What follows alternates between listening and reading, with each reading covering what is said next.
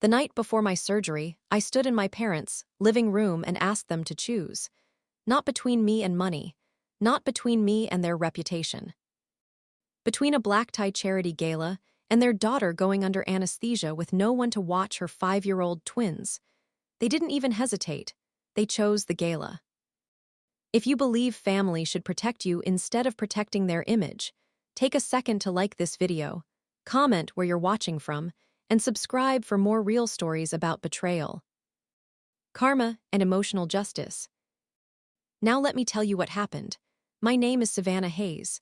I'm 34 years old, a widow, and a mother of twin girls named Isla and Brooke. And for most of my life, I believed that if I stayed calm enough, mature enough, responsible enough, my parents would eventually see me. They never did. I grew up in a polished suburb outside Charlotte, North Carolina. My father, Gregory Hayes, built a respected financial advisory firm from the ground up. My mother, Lorraine Hayes, chaired hospital boards and charity committees. They were admired, well-dressed, always photographed. Our family Christmas cards looked like advertisements. But inside our house, affection came with performance reviews.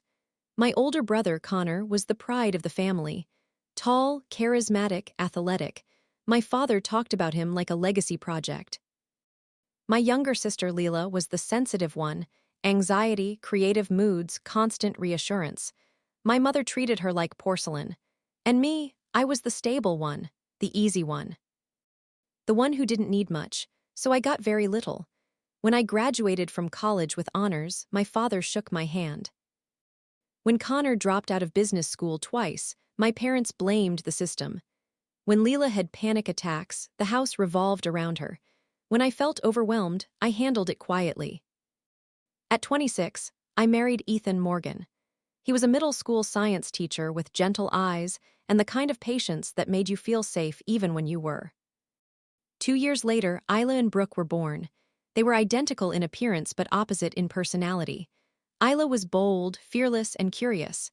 Brooke was thoughtful, observant, and soft-spoken.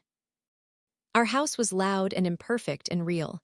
Then, when the twins were 3, Ethan was killed by a drunk driver on his way home from work. One phone call, one highway, one red light was ignored. And my world fractured. My parents stepped up publicly. They organized the funeral reception.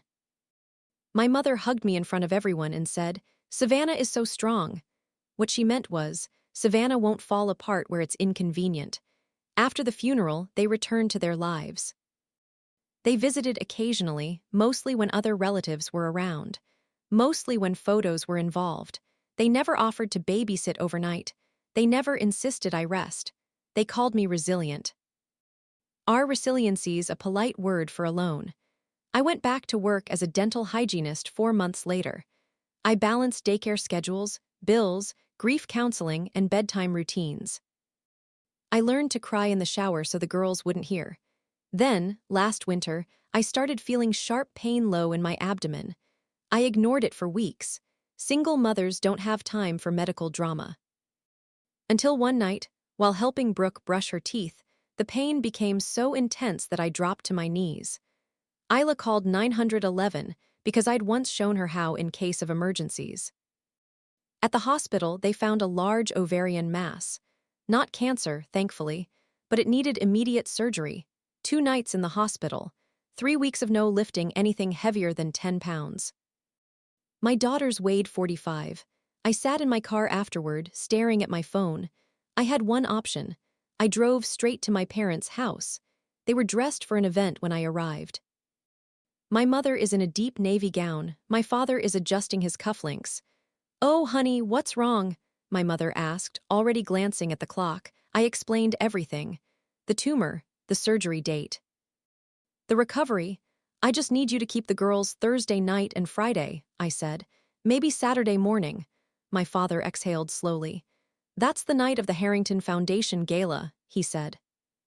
"It's in the morning," I clarified. "You'd still make it." My mother crossed her arms. "Twins are exhausting, Savannah. We're not in our 40s anymore." I felt my throat tighten. "I don't have anyone else," I said.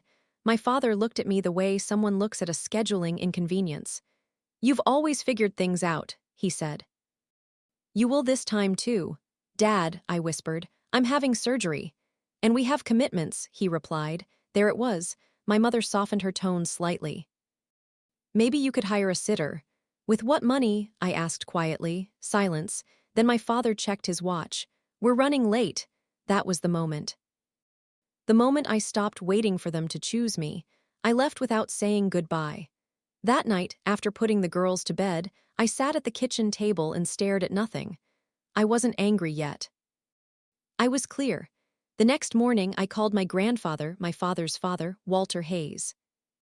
He was 85, stubborn, sharp-minded, and the only person in my family who had ever told me he was proud of me without conditions. When I explained, he didn't hesitate. I'll take the girls, he said. Bring them here. Grandpa, it'll be overnight.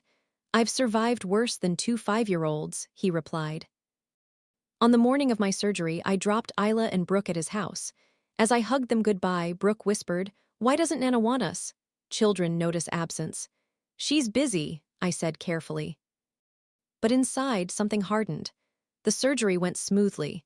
When I woke up, groggy and aching, Grandpa was sitting in the corner chair. He had driven himself an hour to be there. My parents didn't visit, but that night my mother posted photos from the gala. Champagne glass, perfect smile.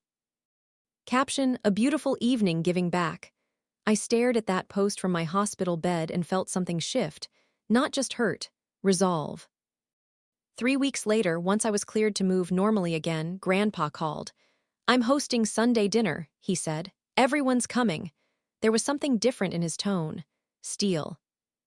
That Sunday, I walked into his dining room with my daughters holding my hands.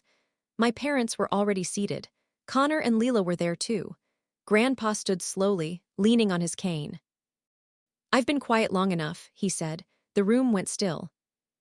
"And tonight," he continued, "we're going to talk about what family actually means." No one realized yet that he had already changed his will. And no one was prepared for what he was about to say next. Grandpa didn't sit down. He looked at my father first. "Your daughter had surgery," he said calmly. "And you chose a gala." My father's jaw tightened. "We had commitments." Grandpa's cane tapped the hardwood floor once. "Your commitment was to her." My mother forced a polite smile. "Dad, this isn't necessary." "It is," he replied. He turned toward Connor. "Did you know Savannah had surgery?" Connor blinked. "I thought it was minor." "It wasn't," I said quietly. Leela's face went pale. "No one told me." "That's because," Grandpa said, "your parents minimized it." My father stood up. "This is turning into an accusation." "It's a mirror," Grandpa corrected. Then he reached into a folder on the side table. "I've updated my will." The temperature in the room changed instantly. "I've always believed in dividing things equally," he said. "But equal without integrity is meaningless." My stomach tightened. "My house, my land, and the majority of my estate will go to Savannah and her daughters." Silence. My mother's face drained of color. "You can't be serious." "I am." Connor looked stunned. Leela stared at the table. My father's voice sharpened. "She manipulated you." "I did no such thing," I said firmly. Grandpa's voice cut through. "This was my decision. I reward character." The dinner ended stiffly, but that was only the beginning. Within months, subtle changes began happening. Business partners who once favored my father started distancing themselves. Donors my mother relied on became less enthusiastic, not because of me. Because word travels, people don't like discovering that public generosity hides private neglect. Then one evening, my father showed up at my house. "You've embarrassed us," he said. "I didn't post the gala photos," I replied. He looked tired, smaller. "Your grandfather is punishing us. He's holding you accountable." Weeks later, Leela called me. "I'm having surgery next month," she said softly. "Minor, but I'm scared." I waited. "Mom said she can't stay overnight," Leela added, history repeating itself. And in that moment, I understood something powerful. Revenge doesn't always mean returning pain. Sometimes it means refusing to become what hurt you. "I'll be there," I said. At the hospital, I sat beside Leela's bed until she fell asleep. My parents arrived late. Tense, avoidant, my mother watched me adjust Leela's blanket. For the first time in my life, she looked uncertain.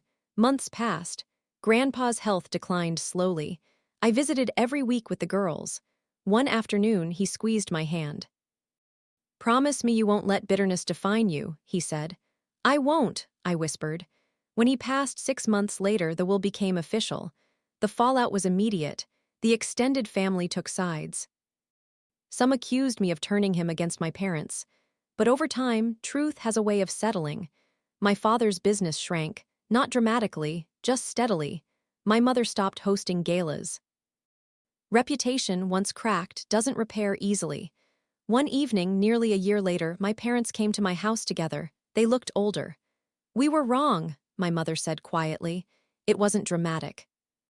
It wasn't cinematic. It was tired. My father nodded. "We chose image over you." There it was, the words I'd waited my entire life to hear. "I can't change the past," I said. "But I won't pretend it didn't happen." They started visiting the girls more often. Slowly, awkwardly, trust doesn't rebuild overnight, but boundaries do. I renovated Grandpa's house and moved in with Isla and Brooke, not because of the money, but because it felt like a legacy. One evening, sitting on the porch where Grandpa once sat, Isla asked, "Are Nana and Papa better now?" I thought about it. "They're learning," I said, and so was I. I learned that begging reveals character. Theirs and mine. I learned that revenge doesn't have to be loud. Sometimes it's simply standing still while truth exposes itself. And the greatest justice isn't watching people fall. It's building a life so steady they finally see what they almost lost. The night I begged my parents, I thought I was powerless. I was. I was just one conversation away from discovering who actually stood beside me. And that made all the difference.